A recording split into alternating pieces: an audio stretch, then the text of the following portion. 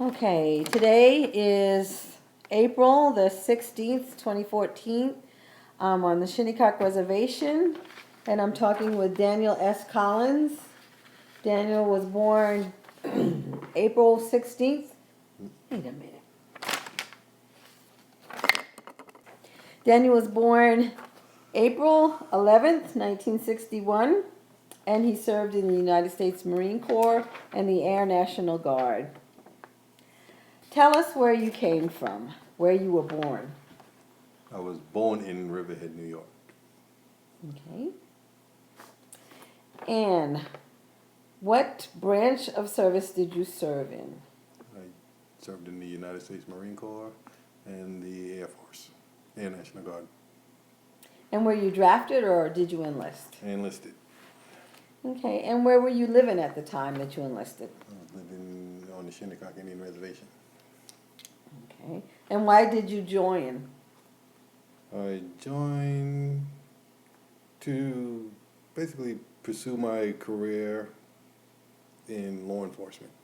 I thought it would be, give me the discipline and the structure I needed to obtain that goal.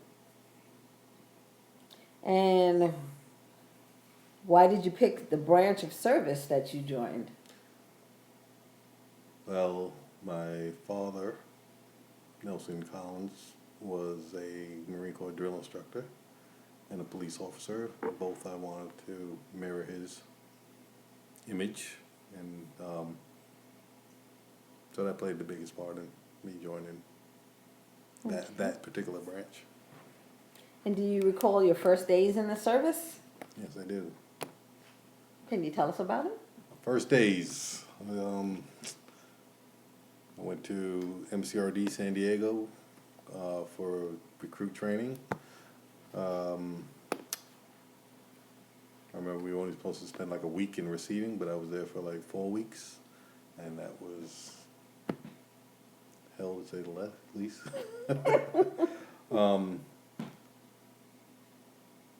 As expected, Marine Corps boot camp was a great experience. It was hard to adjust to, but overcame and made it through to graduation. And following that, I came home for 40 days and did recruiting duty in Riverhead. Again for 40 days, and during that time I had got the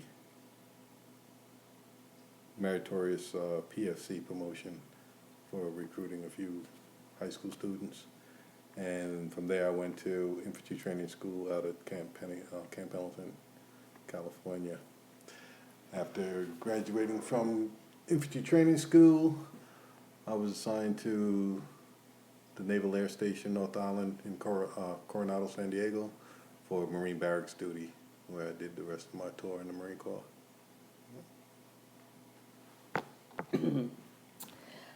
Tell me about your boot camp training experience. Boot camp was very challenging, to say the least, like I said before. As far as physical fitness, it was basically easy, because growing up on the res, everything was physical. We always doing push-ups, lifting weights anyway as a daily routine, and on the res. But boot camp, so I found the exercise and that portion of it fairly easy. The mental, I'm trying to figure the word, the mental preparation that they put on us to see how much we could deal with was challenging as well. Coming from the background we have, we don't back down that easy. I found that me and the drill instructors were toe-to-toe a lot. But as we went on, each phase bring more structure, more discipline, more learning how to cope with the situation, and accepting that, there's a light at the end of the tunnel. Graduation's coming. Just gotta stay motivated. I could actually feel the change from going from the way I was to becoming a more structured, responsible type of person. And by the time I graduated, I think me and the drill instructors really had a really good rapport between us. Graduation day, since I was way out on the west coast, didn't have much family show up, but that was good. The Marine Corps taught you a lot about being on your own and being independent. And so the fact of coming home and wearing a uniform and meeting everybody at the same time was even better than having everybody at graduation. I think the boot camp experience was great. It really gave me the foundation I needed to move forward into the career field that I eventually ended up in. You know, opened a lot of doors. Maybe I was able to see a lot of things from different perspectives. Coming from the reservation, again, you're used to dealing with your own and not, you know, you weren't that diverse. It gave me a feeling now I could have white brothers, black brothers, Hispanic brothers, people that we would have to possibly go to battle with, became like family, where, you know, before I went in, didn't have that kind of understanding, you know. So it was very rewarding, to say the least. And do you remember your instructors? Yes, I do. You never forget your Marine Corps drill instructors, even the substitutes. My senior drill instructor was senior drill instructor Sergeant Timberlake, who got promoted to gunny while we were there. Then there was Staff Sergeant Faulkner, who was sergeant when we started. He also got promoted during our training. And there was Staff Sergeant Burns, and I guarantee you nobody forgot Staff Sergeant Burns. He was just a crazy guy. He's, outstanding Marine, but he didn't have any family responsibility, so he always picked on the recruits. And we had one substitute during that whole time was Sergeant Walters, who was a brand new drill instructor, and you could actually tell the difference between the seasoned and the new guy. But you know, again, we started out a lot of conflicts, but by the time we graduated, we had a lot of respect for them, and they were all great drill instructors. Okay.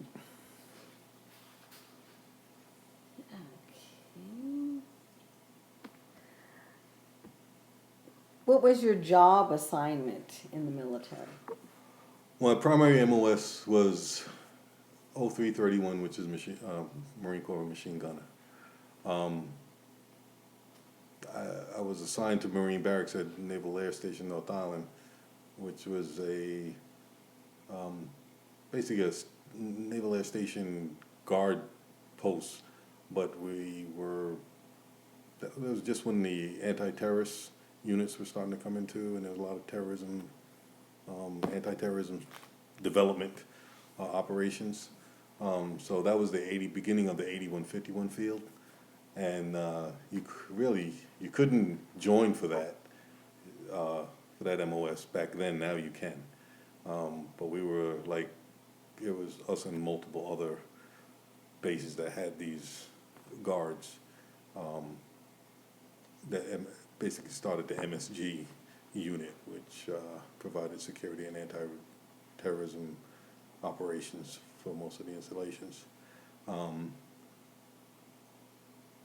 So my job there was, I was they called Marine Barracks Marine. We had special assignments that I can't talk about, but we also guarded the perimeter of the base. And while I was assigned there, I went from gate entry, guard duty, to corporal of the guard, and to sergeant of the guard when I got promoted to corporal. And I was a team leader, fire team leader, squad leader. We had multiple responsibilities around the barracks and stuff. But I did my whole tour in the Marine Corps there in Naval Air Station North Island.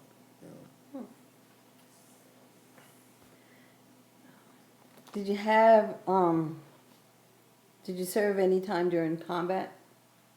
No. Did you serve any time when there was conflicts? I was, yeah, there were the Marine barracks that got bombed in Beirut. I was actually during my first tour in the Marine Corps that occurred. Um, a lot of conflict and on Grenada, yeah. When I was in the Air National Guard, of course, we had the Desert Storm and then the 9/11 attacks. And,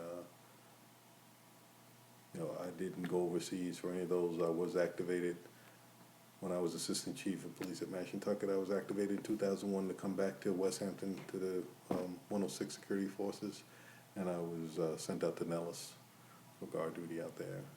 Yeah. How did you stay in touch with your family while you were in the military? When I was in the Marine Corps, I came home twice, and other than that, it was always by phone or written correspondence. I found it kind of hard to come home and then go back,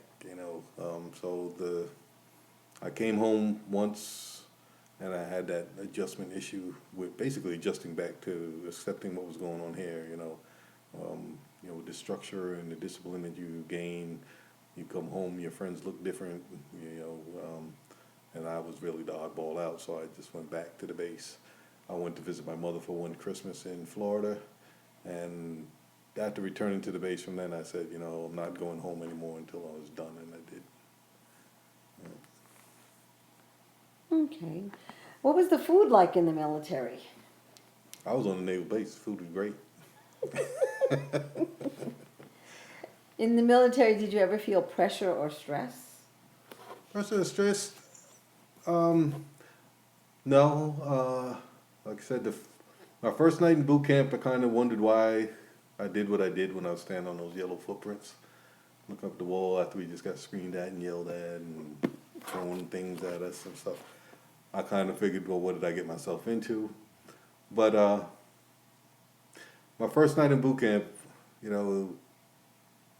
they rushed us through. They got a haircut. We got all our equipment. We changed from civilian clothes to military, and we had to shave without using, shaving cream and stuff like that. The first night it was really rough. But that first night I also had a dream, and the dream just, in short, was just to let me know that there was a reason for this. And in my dream, again, it just showed that, kind of just saw that if I achieved this, there would be a lot of respect. I had this dream that like I was standing somewhere and a lot of people were looking up to me. And it let me know that it was more than just my decision to be there. It was a purpose to be there. And today, at 53 years old, if I look back at all the things I've achieved and all the leadership positions I've been in right up to today, I see that was definitely a spiritual journey for me. Yeah. Was there something special you did for good luck? No, I didn't. Really not that superstitious, but on the days where times were getting hard and I felt like, I had enough, I just remember seeing red-tailed hawks. And when I would see a red-tailed hawk like up at Camp Pendleton, it just let me know. It was more like everything's going to be all right. It wasn't like tomorrow was going to be a better day, I was going to win $1 million or anything like that. It just let me know that things are going to be all right. Just stay motivated. So I did. And, that kept me going. And I could say I have to link that to my culture and my beliefs that kept me strong. Yeah. Mm-hmm. Were there any particular humorous or unusual events that you witnessed when you were in the military? Well, boot camp was very humorous. There wasn't a day that you wanted to laugh or didn't want to laugh because of the way the drill instructors were treating somebody, and sometimes what they were doing to you was even kind of funny. I had many good times in the Marine Corps and in the Air National Guard. There were days where you feel down, but there were plenty more of laughter and just camaraderie and having a good time. Yeah. were there pranks that you would, and the others would pull on each other?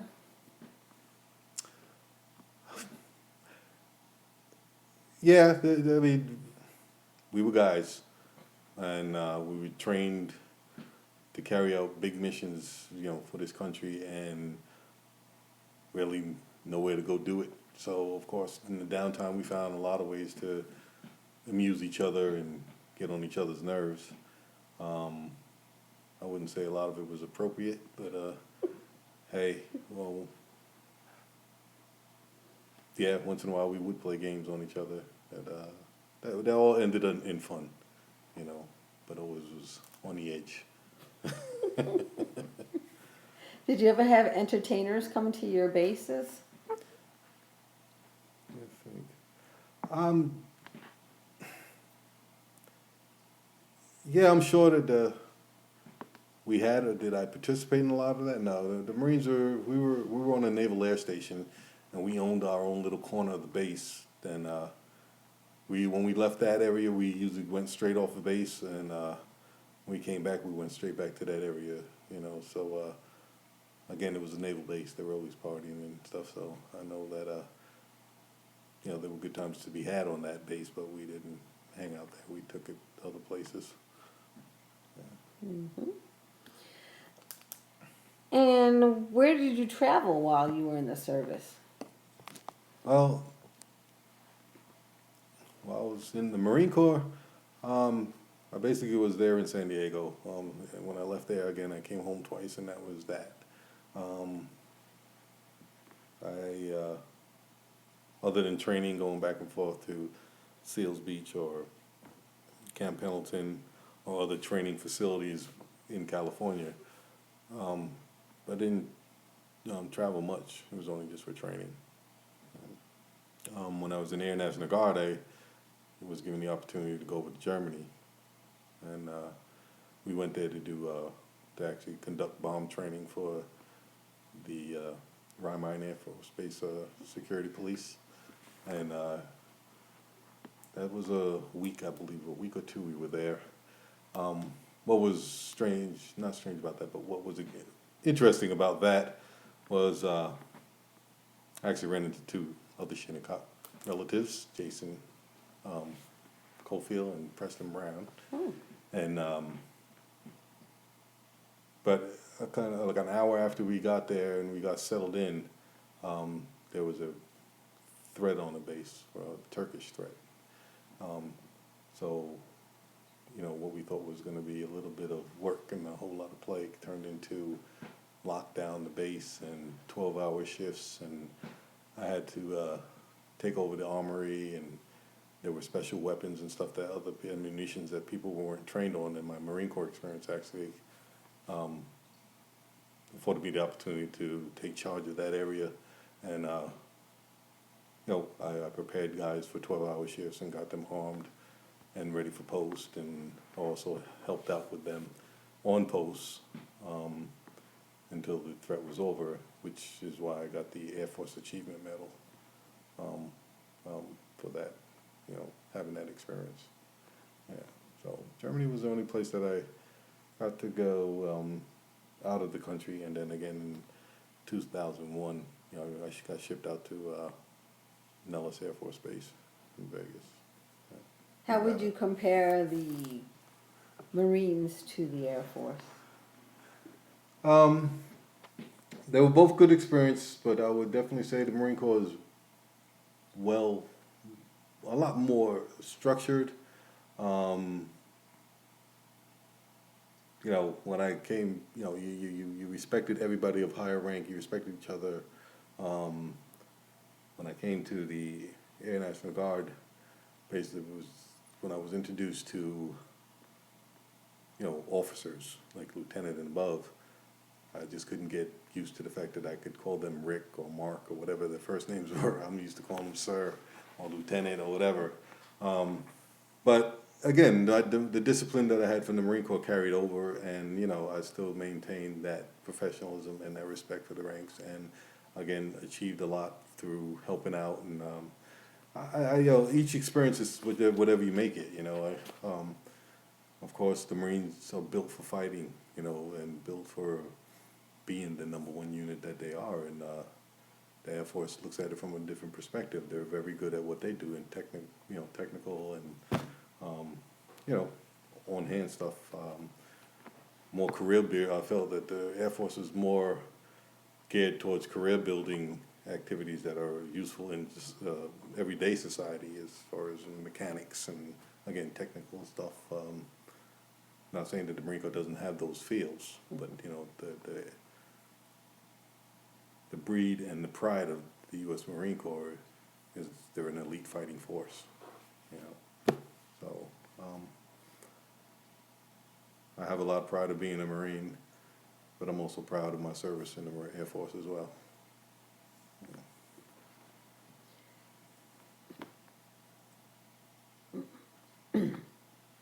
Do you have any photographs of the time you served in both services?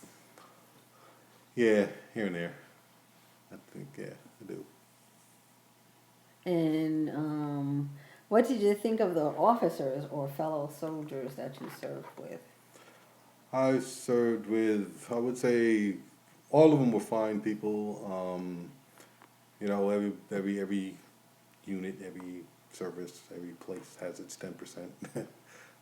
But I think I got along with everybody that I encountered. Yeah, I never had a physical altercation with any of my peers, or you know, even guys I didn't get along with. You know, we just found a way to live with each other. You know, but when it came down to mission accomplishment, we always pulled together. Mm-hmm. And do you recall the day your service ended? The day my service ended, yes I do. It was a week of out processing. In 1983, I decided to marry my girlfriend from San Diego, and that's when I decided I wasn't going to re-enlist in the Marine Corps, because my experience is that, you know, the Marine Corps really wasn't playing around when they said if we wanted you to have a wife, we would have issued you one in boot camp. And it's very hard, it's very challenging, especially at a young age, and taking on that big responsibility of raising a family. So when I got married, it was close to the end of my tour. I decided to get out, and you know, the commanding officer did ask me to stay. The commanding officer also told me that, you know, he would be proud to serve by my side in combat. They really thought highly of me, but you know, I just couldn't. I just knew it wouldn't work. Yeah. Well, let me finish my last day. My last day was awesome because I had already moved off base because I got married, but I came back, processed out, and it seemed like all the guys who were closest to me happened to be in the area, so it was good. I was able to shake hands, you know, get home addresses, and say goodbye in a good way. Hmm. And what did you do in the days and weeks afterward? Days and weeks afterwards, well, let's see. I came back to New York. I already had a job in mind, which was to join the Air National Guard and go full-time with them. That didn't happen immediately. I ended up going to work at the Brookhaven Laboratory, where I had worked prior to going into the Marine Corps as a health physics technician. And when I came back, I was able to get back on the job at the laboratory, but this time it was in quick copy. About 6 months into that job, I ended up going back to the base full time. And with the, it was the 106 Security Police. Yeah.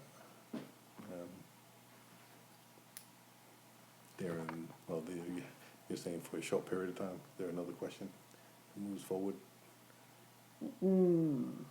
Did you go back to school? I didn't go back to school. I actually, after I started working at the air base, I started pursuing my goals of becoming a police officer.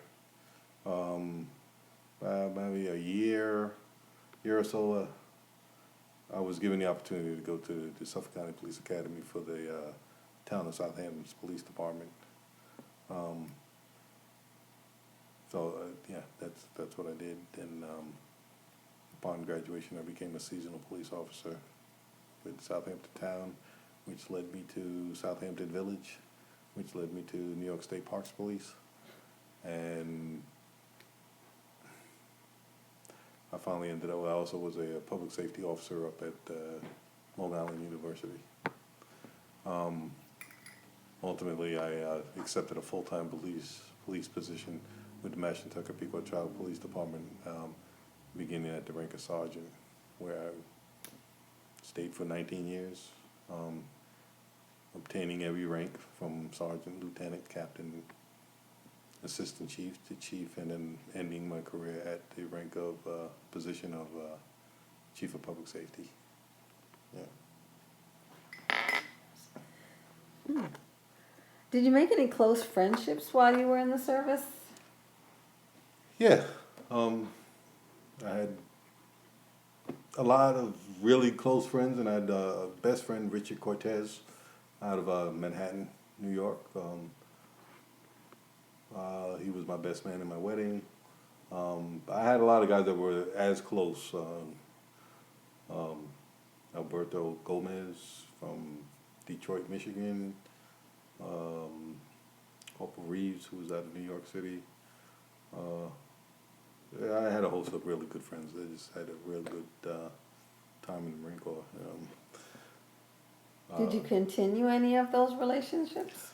I did for quite a while, but once I left New York and moved to Connecticut, a lot of the guys had re-enlisted, so we could maintain contact through the base telephone system there. Didn't have to run up a bill. But once I left, kind of lost numbers and addresses through moving and stuff like that. My partner, Richard Cortez, it was a Christmas Eve. This is kind of a sad story. On a Christmas Eve, he was coming out to see me, and he re-enlisted and went into air winger position there. And he came to Manhattan, and I went out and I was cutting down a Christmas tree, and I was staying at the Windward, and I went home with the tree, and when I opened the door, my wife just told me that Richard had been murdered in New York City, and that was like the night before you're supposed to come and spend Christmas with us. Yeah, so I guess after that Richard was also a friend with a lot of the other guys, and that kind of put a damper on a lot of things. Guys kind of drifted apart even further. San Diego was far away, so I didn't have that access to go back and forth. But yeah, I kind of then still search to try to catch up with some of the guys. As far as the Air Force, I still have all the friends I've always had. Yeah. And did you join any veterans organizations when you got out of the military? No. While employed at the Shinnecock Pequot Nation, I joined their honor guard, helped design, and I was president and accounted for all the time. I was assigned to caring for the flags and retrieving the staffs and stuff for events, and that was my contribution. And do you think your military experience influenced your thinking about the military in general? Yeah, it's not something, I recommend it to people all the time, but I still try to push people towards going to college, but if all else fails, or if they just can't make up their mind, it's not a bad place to start, It definitely, takes the pacifier out of your mouth, depending on your parents and getting you started on being alone in a good way, independent. And it also offers, there's a lot more benefits today than even when I went in, and my benefits when I went in were better than the generation before me. you know. So it's definitely a good place to start. Honestly, I think that it should kind of be mandatory for all 18-year-olds to to do maybe 2 years, and then the country can turn around and pay for their schooling when they got out, you know. How did your service and experiences affect your life? Well, again, it greatly affected my life because, you know, growing up in the neighborhoods that I did, I mean, not only the reservation, but everywhere I lived as a child was challenging. It was, you know, it was hard streetwise, you know, it was always a survival game. So, you know, you kind of develop chips on your shoulder. But, you know, once I got focused and knew I wanted to always do better, or I knew I was not going to fail in life, that's for sure. I think the military, I have no regrets. I mean, it gave me a good, sound foundation, and you know, it's definitely been a big part of why I was able to succeed in the work field, in the career field that I went into. Definitely. Is there anything you would like to add that we have not covered in this interview? No, I think we kind of covered it all. You know, again, I don't regret a day. I don't regret the decision of joining the military. I'm proud to be an American fighting man. Proud to be a Native American who served in the military. I think I'm a more diverse person because of that. And, you know, I just don't have any regrets. I'm glad I made that decision, you know. That's that. Thank you very much. Thank you.